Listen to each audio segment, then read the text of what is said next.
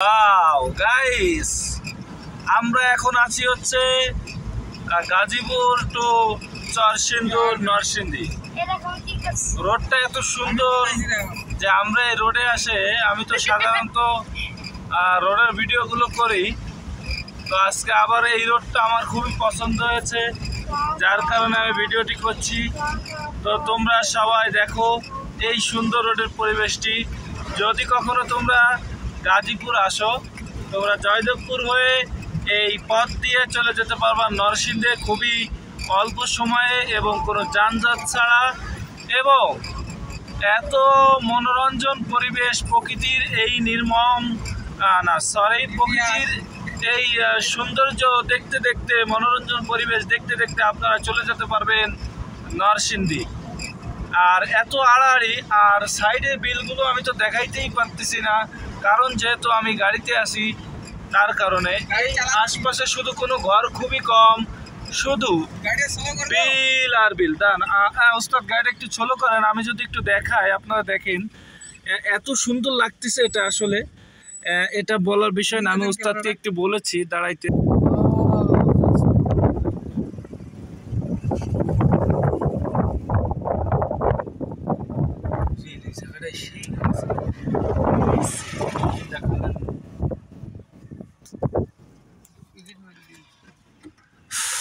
তো গাইস, দেখতে পারলেন যে কত সুন্দর একটি নদী এবং বিল। তো আমরা আরো সামনের দিকে এগোবো। আমি একটু যাইতে যাইতে দেখি যে আরো সামনে কত সুন্দর জায়গা আছে। ওয়াও,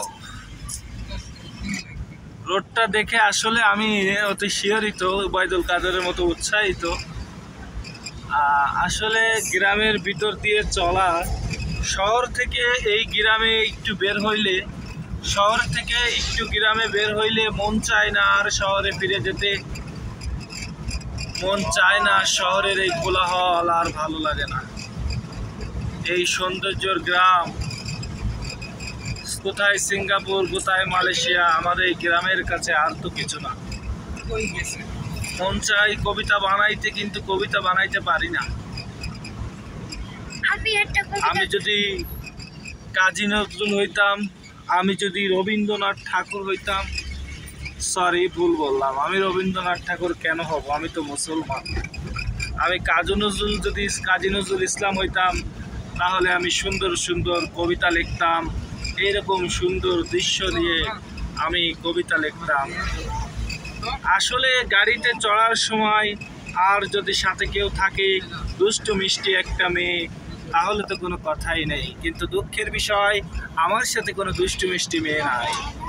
দেখেন কত সুন্দর পরিবেশ। তো গাইস, যে কথা বলছিলাম, যাচ্ছিলাম সুন্দর এই রোড দিয়ে।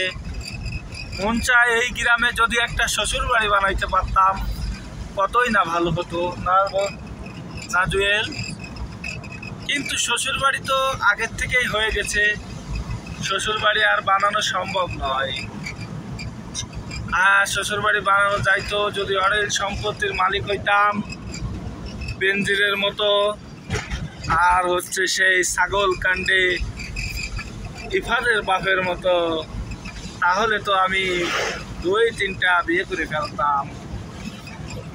কিন্তু আমার তো অত টাকা নেই, আমি অত বিয়ে করবো কিভাবে? তাই তো আমি ফেসবুক খুলেছি, তাই তো আমি ইউটিউব খুলেছি। এখন শুধু ভিডিও বানাবো আর $1 মানি ইনকাম করব। এই ডলার দিয়ে, মানি দিয়ে আরো 2টা বিয়ে করব, আর 2টা বিয়ে করব।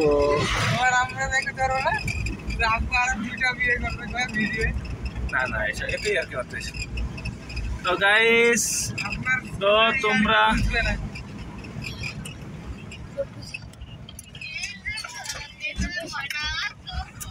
তোমরা বেনজিরের মতো আর ইফাদের বাপের মতো শুধু ইনকাম করো, আর তোমরা বেশি বেশি বিয়ে করো।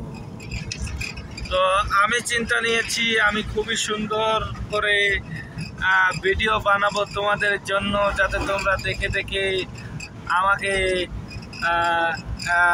সাপোর্ট করো, লাইক করো, কমেন্ট করো, শেয়ার করো, যাতে আমি বেশি বেশি ডলার পাই আর বেশি বেশি বিয়ে করতে পারি।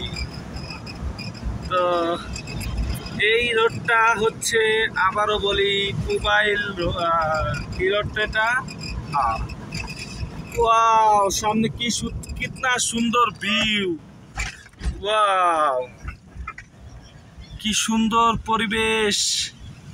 এই পরিবেশ মন চায় সারাদিন লং ড্রাইভ করি, কিন্তু আমার বাপের তো এত তেল নেই, লং ড্রাইভ করবো কি করে?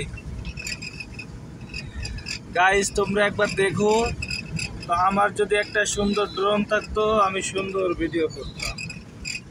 ড্রোন না থাকার কারণে আমার মোবাইলে যতটুক আসে আমি ততটুক ভিডিও করার চেষ্টা করতেছি। গাইস দেখো কি সুন্দর রোড! এখানে বিশাল হোটেল, দেখা হোটেলে মনে হয় ভালো কিছু পাওয়া যায়, মেলা লোকজন আর সব মোটরসাইকেল নিয়ে আইছে।